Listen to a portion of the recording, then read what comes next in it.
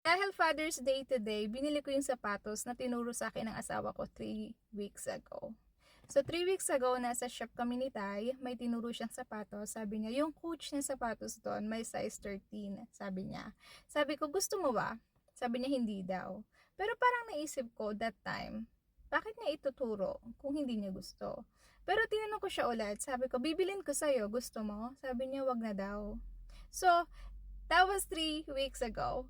So today, bumalik ako sa same shop kasi naisip ko, lately, bakit niya ituturo kung hindi niya gusto? Baka naman nahihiya lang. Kaya binalikan ko yung sapatos at binili ko. So, ito yung sapatos, ipapakita ko sa inyo.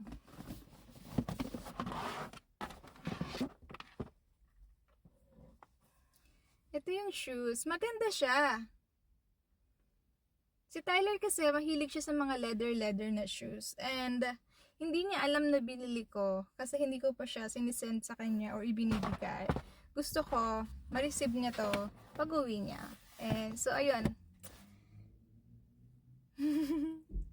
So ayun lang.